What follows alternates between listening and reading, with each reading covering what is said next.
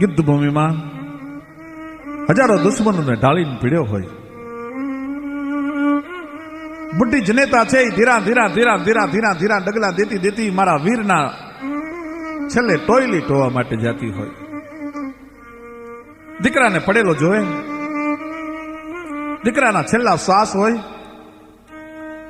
તે દિવસે મારા વીરને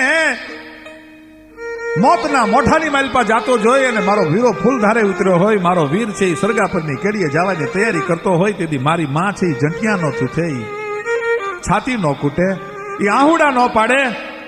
પણ આવા વીર દીકરાને જન્મ આપ્યા પછી માને પોરહના પલ્લા છૂટવા માંડે. પોતાના પિંડના દીકરાને એમ કહેવાય છે કે હાથની માલપા લઈ અને ચિતાની માથે ખુવરાવી દે, છતાં જે થડકે નહીં.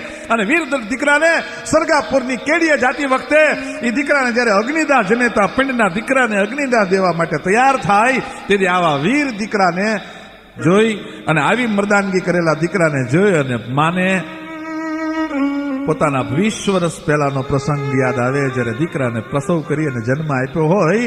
એ વખતે હયાની માલપા હરખ હોય અને માના હયાની માલપા જે દૂધ ઉભરાણા હોય, ધાવણ ઉભરાણા હોય, એમ વીરાને બળતો જોઈ અને માના હયાની માલપાથી પાછા બીજી વાર ધાવણ ઉભરાય એવી જનેતા દેજે. આ દીકરી આવા હાલરડા ગયા છે.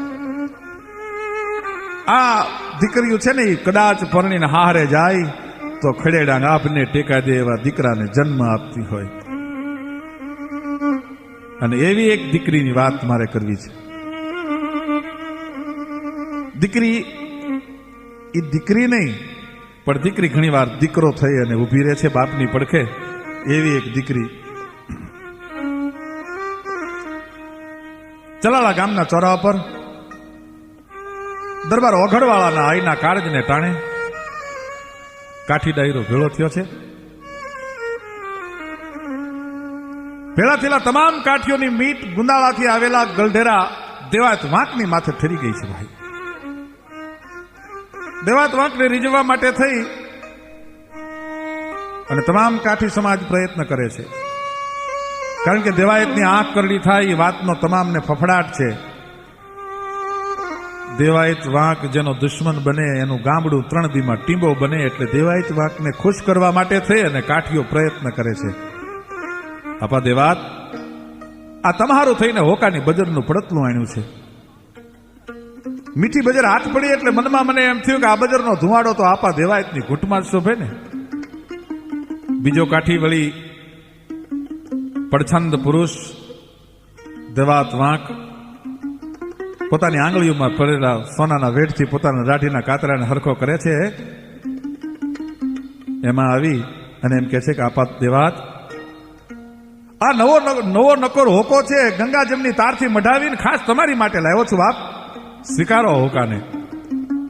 પણ કોઈ શહેનશાહ પોતાના ખંડિયા રાજાઓ પાસેથી ખંડડી ઉઘાડતો હોય એમ જરાક ડોકલી હલાવી અને દેવાત જરાય દાંતે કાઢતો નથી, હરખો જવાબ દેતો નથી. એવો કાળજાળ કરાફટ કાઠી એક જણો વળી ઊનની દળી લઈને આવે છે અને એમાં થાંભલીના ટેકે બેઠેલો લાખા પાદરનો એક કાઠી ગરાસિયો, નામ એનું લાખાવાળો. ફાટફાટ જુવાની છે લાખાવાળાને, પણ એનાથી આપા દેવાતની ભાટાઈ કાઠીઓ કરે છે ગમતું નથી. મોઢામાંથી શબ્દ નીકળી ગયા કે ભાઈ આ કાઠીઓમાં આપણે કઢી ચટાપણું આવી ગયું. કાઠીઓએ ભાટાયું કરવા માંડ્યા. કાઠી તો કાઠીનો દીકરો કદાચ રાય હોય કે રંક હોય, પણ કાઠી કાઠી હરખા હોય. આવી આપા દેવાયતની ભાટાયું કરે છે. આપો દેવાત છે કોણ? કહુંબાની અંજળી લેવા માટે આપા દેવાયતે આમ હથેળીને લાંબી કરેલી ને હાથની માલપા જ્યાં કહુંબો આવ્યો અને આ આપા લાખાવાળાના શબ્દ કાને પડ્યા કે આવો આપો દેવાત કાઠીઓની ભાટાઈ જીલવા વાળો, કાઠીઓ પાસે ભાટાઈ કરાવવા વાળો છે કોણ? એ શબ્દ કાને પડ્યા અને આમ કરડી નજર થઈ. ભાઈ, કોણ બોલ્યું બા? અહીંયા ઓરા આવી અને વાત કરો તો કઈક સમજણ પડે. અને તે દિવસે લાખાવાળાના મોઢામાંથી શબ્દ નીકળ્યા હતા કે હું લાખા પાદરનો લાખાવાળો છું.